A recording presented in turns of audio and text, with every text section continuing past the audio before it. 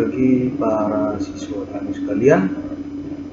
Hari ini kita belajar mata pelajaran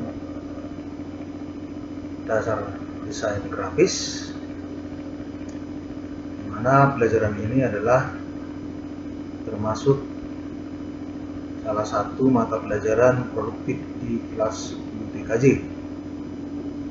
Mudah-mudahan anak didik kami dalam keadaan sehat bisa dapat melaksanakan pembelajaran ini dengan baik. Untuk mata pelajaran dasar desain grafis,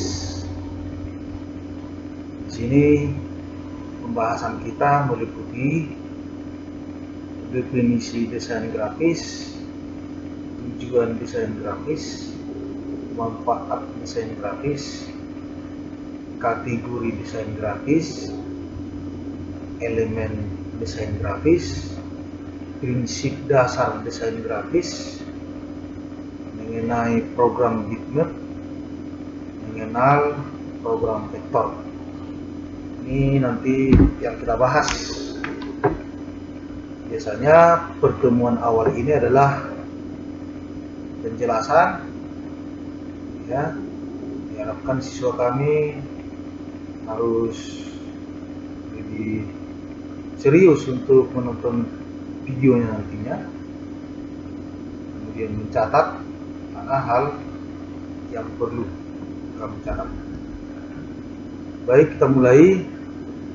Di sini pengertian desain grafis itu dalam bahasa Inggris itu disebut dengan graphic, diartikan sebagai goresan yang berupa titik-titik atau garis yang berhubungan dengan kegiatan cetak-mencetak. Itu menurut dari Freddy Adiono Basuki.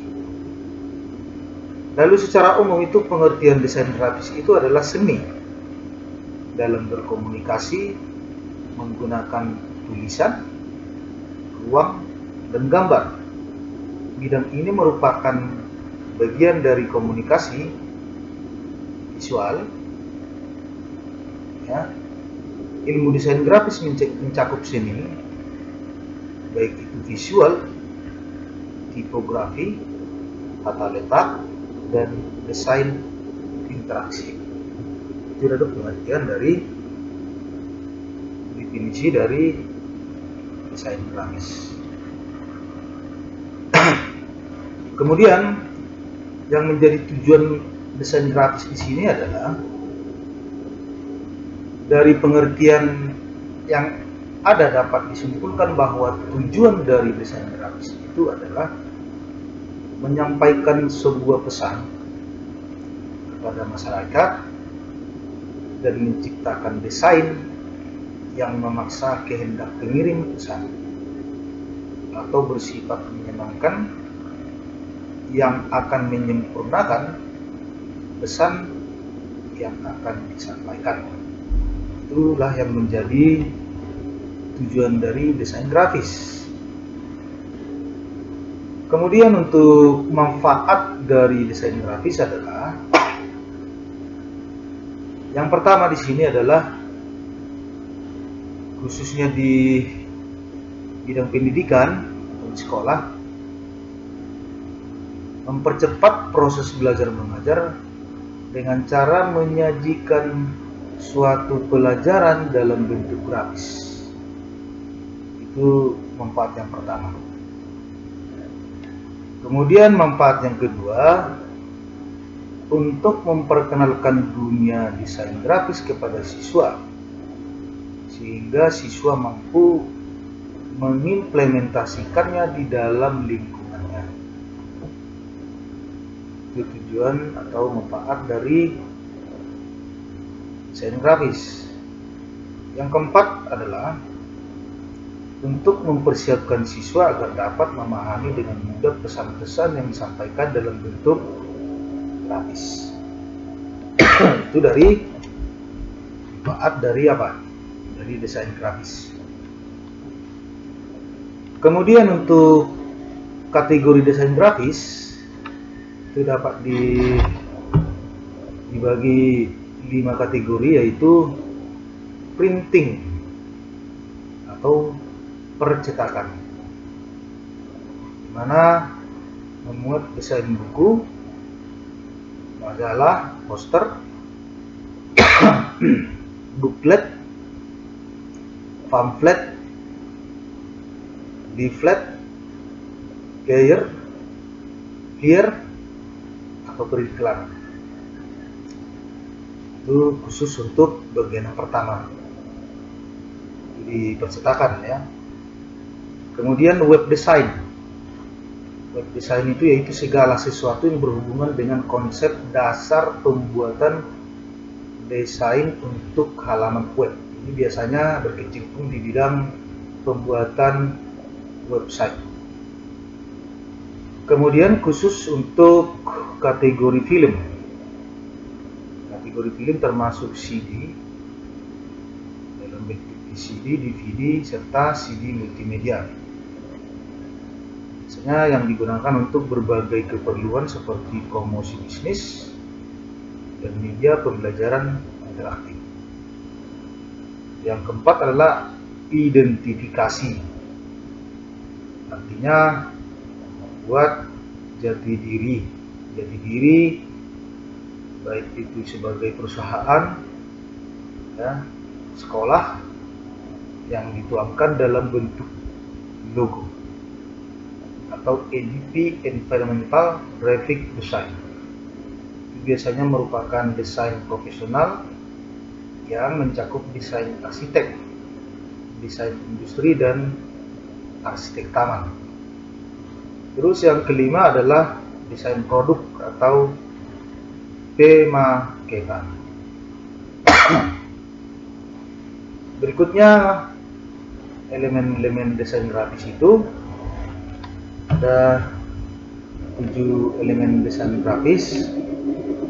Yang pertama itu garis atau line. Biasanya didefinisikan sebagai titik yang bergerak dan merupakan tanda yang dibuat oleh alat untuk menggambar seperti pensil, ballpoint, point brush, keyboard, atau mouse. Biasanya nanti ketika kita masuk ke aplikasi desain grafis, ada elemen-elemen nantinya, ada elemen line. Kemudian tipe lainnya itu ada tipe garis, merupakan arah garis yang mengacu pada gerakan garis. Kemudian arah garis itu menggambarkan hubungan antara garis dengan halaman. Kemudian yang ketiga, kualitas garis. Artinya mengacu kepada bagaimana garis itu digambarkan. Kualitas garis dapat berupa garis tegas, patah-patah, tebal, tipis, tetap, dan berubah-ubah. Kemudian untuk elemen yang berikutnya, bentuk shape. Bentuk shape merupakan gambaran umum suatu atau informasi atau jalur yang tertutup, seperti lingkaran, elips, silinder, piramid, atau kubus. Kemudian berdasarkan sifat dan bentuk itu digolongkan menjadi 3, yaitu yang pertama huruf atau karakter, simbol, kemudian bentuk nyata atau form. Saya pikir nanti ini di prakteknya nanti ketika kita masuk ke aplikasi desain grafis. Jadi kami harap nanti siswa kami agak bersabar, karena memang pertemuan-pertemuan pertama itu sering kebanyakan itu teori dan penjelasan. Kemudian yang berikutnya itu mengenai elemen warna, merupakan kesan. Artinya merupakan kesan yang diperoleh oleh mata dari cahaya yang dipantulkan oleh benda-benda yang dikenainya. Disebabkan karena cahaya memiliki spektrum warna, maka manusia dapat mengenali warna. Panjang gelombang spektrum warna dapat dilihat oleh mata manusia adalah 400 nanometer hingga 700 nanometer. Sedangkan di atas 700 nanometer disebut dengan inframerah, dan yang di bawah 400 nanometer disebut dengan sinar ultraviolet atau sinar X dan sinar gamma. Kemudian elemen yang berikutnya adalah kontras nilai. Maksudnya hubungan antara elemen yang satu dengan elemen yang lain, yang berhubungan dengan kecerahan dan kegelapan. Jadi di sini kalau dia kontras itu ketika kita menggambar suatu gambar, dapat kita atur mengenai kontras nilai dari suatu gambar tersebut.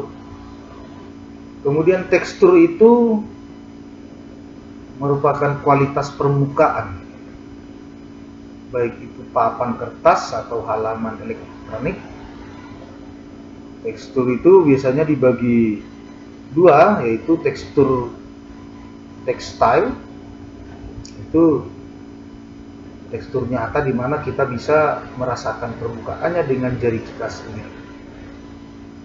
Kemudian tekstur visual adalah tekstur ilusi yang memberikan impresi yang sederhana dari tekstur nyata. Ini semua adalah bagian-bagian dari aplikasi desain grafis. Kemudian elemen yang berikutnya adalah merancang format. Maksudnya format terdiri atas ukuran dan ilustrasi. Iklan dengan ukuran besar akan lebih banyak menarik perhatian dibandingkan dengan iklan yang ukurannya lebih kecil. Artinya di sini merancang formatnya, apakah ukurannya spanduk atau hanya sekedar iklan di koran, nanti akan diatur atau dirancang dari sini. Kemudian ruang atau space, maksudnya merupakan jarak antara suatu bentuk dengan bentuk yang lainnya. Kemudian bagian yang berikutnya adalah itu prinsip dasar dari desain grafis. Ada di sini beberapa prinsip. Prinsip yang pertama, kesederhanaan atau proporsional. Proporsion biasanya dilakukan demi kepentingan dan kemudahan pembaca memahami isi pesan yang disampaikan. Artinya ketika kita menggambar itu bisa kita sampaikan ke pihak orang lain bahwa gambar kita itu adalah sebagai sarana komunikasi antara si desain grafis dengan orang yang melihat hasil desain kita itu sendiri, itu maksudnya. Kemudian keseimbangan, yaitu keadaan atau kesamaan antara kekuatan yang saling berhadapan dan menimbulkan adanya kesan seimbang secara visual. Itu balance. Jadi ada settingannya. Jika dalam pelaksanaan atau melakukan penggambaran suatu objek di dalam aplikasi. Kemudian kesatuan, itu unity, yaitu kohesi.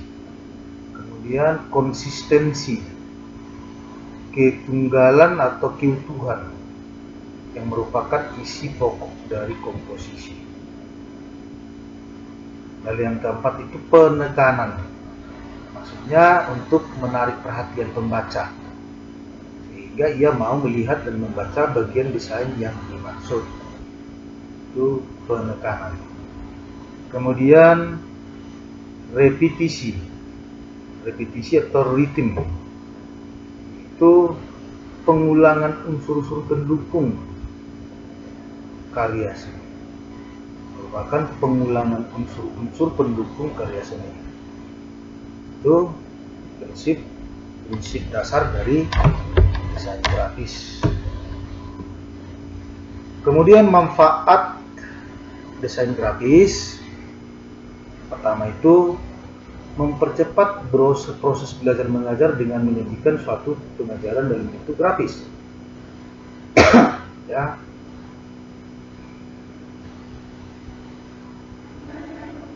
Maaf, ini tadi terlompat ke atas ya. Kita masuk ke elemen desain grafis. Pun sudah.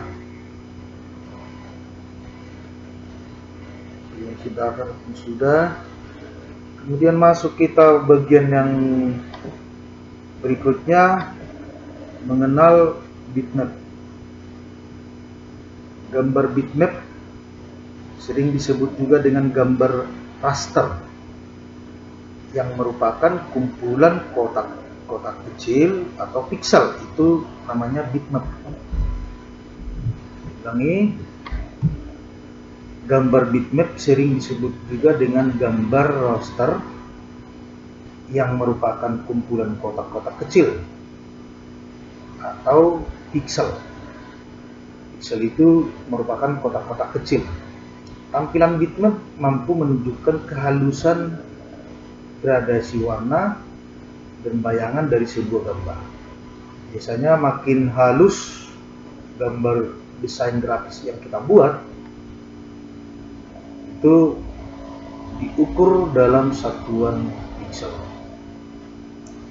Apabila dilakukan pembesaran atau ukuran gambar dengan resolusi kecil, maka gambar akan kehilangan detail dan akan terlihat kotak-kotak piksel yang berundur.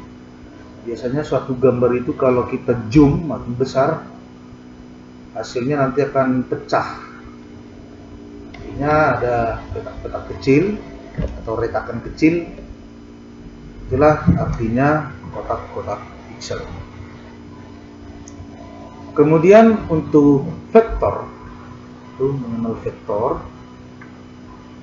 Vektor maksudnya gambar bertipe vektor terbentuk dari garis dan kurva. Ya, gambar bertipe vektor terbentuk dari garis dan kurva. Hasil dari perhitungan matematis dari beberapa titik sehingga membentuk suatu objek gambar. Itu maksud dari vektor. Tampilan gambar vektor walaupun bersifat relatif lebih kaku daripada tampilan bitmap. Kualitasnya tidak tergantung atau tidak bergantung kepada resolusi gambar. Kemudian untuk para adik kami, walaupun Bapak jelaskan secara singkat karena bertele-tele, memang ini sengaja Bapak buat secara simpel. Untuk teorinya ini, pengenalan dari desain grafis, sebenarnya masih luas lagi untuk uraiannya. Kita bahas untuk pertemuan berikutnya. Mudah-mudahan para didik kami dapat memahaminya nantinya sesuai dengan materi yang kita buat di sini. Ada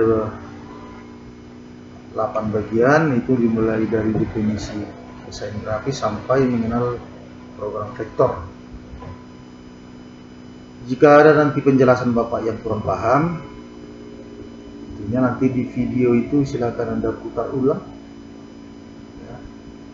Bisa diputar ulang, kemudian ada penjelasan yang kurang paham, tidak bisa dipahami, silakan di setting jaringan pribadi Bapak sendiri, kemudian silakan bertanya di sana ya nantinya. Lalu sebagai tugasnya ada 3 soal di sini Bapak buat, tidak banyak-banyak ya. Penting nanti bisa kamu jawab dengan baik, bisa tepat waktu kamu kirim. Jangan seperti kemarin-kemarin di pelajaran simulasi digital sudah melampaui batas yang ditentukan. Di sini Bapak buat tugasnya ada 3 soal, itu mengenai unsur-unsur desain grafis, kemudian prinsip dasar desain grafis, dan jenis-jenis software desain grafis.